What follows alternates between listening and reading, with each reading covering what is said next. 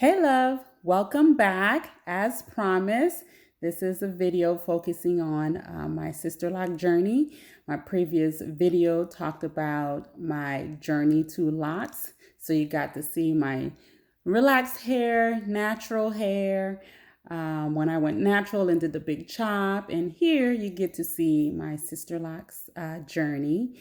And this is what all the previous pictures of the different looks of my hair before I made the big transition. I am constantly changing my hair because, why not have some fun with your sister locks or any locks, period? You don't have to be loose, natural, or relaxed to do different things with your locks. Locks are very versatile. You can do so many different things with them. So definitely make sure you are living in your locks and that you are truly enjoying the journey because it is a beautiful journey. Okay. So in this video, you guys will see my transition to my current look. I know a lot of people love length, but I wanted to cut my hair because I was getting tired of the long hair constantly getting in the way. It was just too much. So and I've seen some people hair longer than this and they're still rocking it, which is beautiful. But for me, length is just too much. So this is everyone's reaction when I cut my hair and posted it on social media. So everyone was like so shocked to see me cut my hair that short because I've cut my hair before, as you guys can see in the previous pictures. I've cut it into a bob before, but this time I went shorter only because I really wanted a cute pixie look.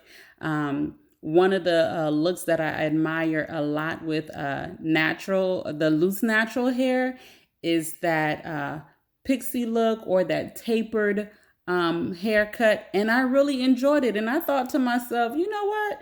I can have that tapered haircut with his Sisterlocks as well. So I went ahead and went for it. So this is the process of me cutting my hair. I wanted to show you guys the process from start to end. I am really excited about the outcome. I know you guys are probably like, oh my gosh, she did it. I did. I've been talking about wanting to cut my hair for a while now. All my clients know that I've been itching for a different look. And so you guys will get to see the process of me achieving the look that I have now. One thing to keep in mind, and I'll definitely do another video discussing more about what to expect when you cut your hair.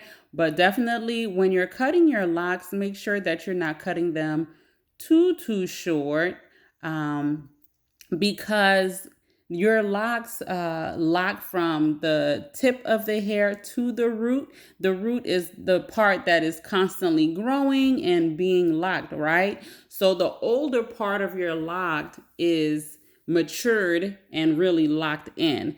The closer you get to the root of your hair, it is not as locked as is not matured. So you want to make sure that you are not cutting too short if you're deciding to go with a short look. If you're just doing a trim, that's fine. But if you're not going for that really short look, you'll be okay. But if you're going for that short look, you got to make sure you're not cutting it too short because once you shampoo and do all that stuff, yes, it will unravel on you. So you got to make sure where you're cutting is a mature area so that it does not unravel too much. When you when you cut your hair, you do have some unraveling. You may, depending on how short you go, you may have some slippage, but it's okay if you don't mind loose ends. I honestly love my ends very loose. I have a couple of clients, every time they get a trim, they comb out the ends of their hair because they like that open end. They don't like that solid locked part. So Yes, I look at this. That's the back, y'all. Now we're moving towards the front. Y'all see those disrespectful grays. Oh my goodness. So, yeah, so I'm moving towards the front. I wanted a longer look in the front. So I just literally did a gradual uh, cut where at the front it gradually went it was short in the back and gradually got longer towards the front because I really wanted that draping bang, if that makes sense. But you'll see. And the cut isn't perfect, but it is perfect for me. There are some areas where I cut shorter than others, but it's not drastically different, off. Definitely, if you are going to cut your hair yourself, please use a guide. As you can see, I'm constantly using a guide, even if it's not all the way um, exact. Definitely use a guide when you're cutting your hair. Yes. So I wanted to wear it on, I cut it to where I can wear it on either side, left or right. However I wore it, I wanted to look good and I wanted movement. So this cut definitely gives me movement. And this is what it looks like when it's straight without any curls. So yes, I am loving my hair. It is so gorgeous. And we're about to do something about these grays in a minute. But that's it. That's a short look. You guys, Sisterlocks are not heavy at all, but when I cut my hair, oh my God, the freedom. My haircut right there, the longest section that was cut was 17 inches. And this is me coloring my hair. So I used a Pravana level 7 in the back because I wanted to go with like a medium brown. So yes, that medium brown, because I wanted to go from dark to light. So I did a medium brown in the back. I don't know if I will go lighter after this, but for now I am good with the medium brown. And one thing with locks when you're coloring your hair, because each lock is pretty much a bunch of hair, strands bunched together, you need a lot of product when you're coloring your hair, a lot of color, because you need that to be able to saturate each lock. And the thicker your locks are, the more you'll need for good saturation. And that's, from my experience, a lot of people are like, oh my God, color is so expensive for locks. It's because your hair is shedding every single day, but it is not going anywhere. That shed hair is staying in each lock. So that's a lot of hair to color over time. And keep in mind, sometimes when you color your hair, you can see some dark hues through the lock. It's because when you color your hair, depending on, especially the thicker it is, the color is only really coloring the outside of your lock. It's not getting inside of your lock. So you still have that dark color inside of your lock. So sometimes that darkness, that hue will shine through. But for the most part, it will cover right on up. It's not drastic, but just to let you know, sometimes it is hard to miss every inch of your lock because it's a lot to make sure to get it nice and saturated. So this is me prepping to color this is me coloring the top. So for the bottom, for the back, I did the number 7, Pravana number 7, right? Level 7, which is like that medium brown. I mixed that with a 40 volume developer. So the reason why I did 40, I did not want to bleach the back, and 40 was going to help me get the lightest color brown that I can get in the back.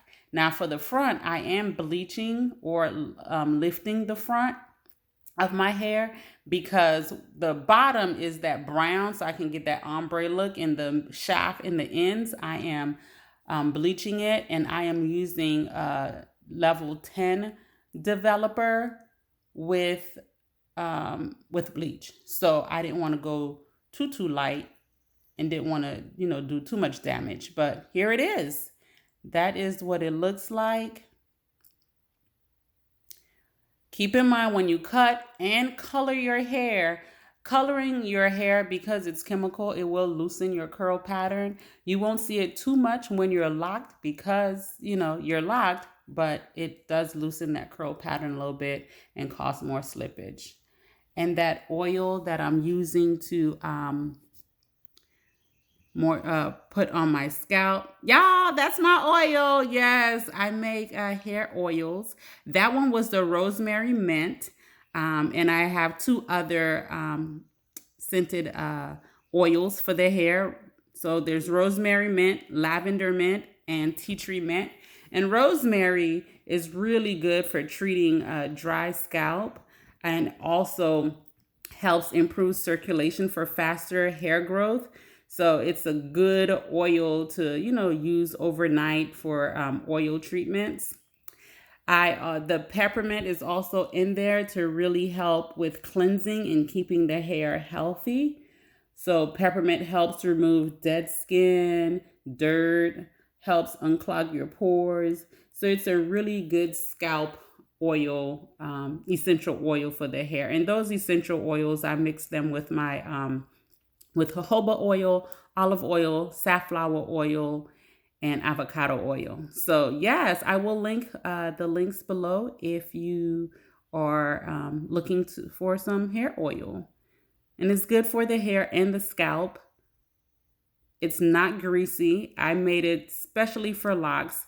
Although my oils are formulated for locks, they're also good for loose natural hair too. It's useful for and beneficial for all locks. I mean, all hair type, but it is formulated for locks because we do not like thick, heavy stuff on our locks because we're trying to avoid buildup. We don't want anything stuck in our locks. So that is why I focus. Y'all, my arm's getting tired. I was at my hair. Listen, I've been doing my hair that day. I started like around 11:30 noon Sunday. I did not get done till about 5 from cutting, coloring, styling. Oh my goodness, y'all. I was so tired. So y'all see me moving my arms a lot, bouncing, doing everything to just rest my poor arms, okay? So this is what I'm doing is Bantu knots on the top because I wanted loose curls. So depending on how tight or loose you want your curls will determine what method you use. So I just twisted this. You can also 2-strand twist and then wrap it around each other. For thicker locks, you may need a rubber band to hold it in place, but my locks are very thin. And y'all, I almost fell. That was me right there. That dip y'all saw, that's me almost busting my behind. I'm tired, y'all. I was tired. Losing my balance and all. But so I did the Bantu knots on top. And then on the sides, I'm using pipe cleaners.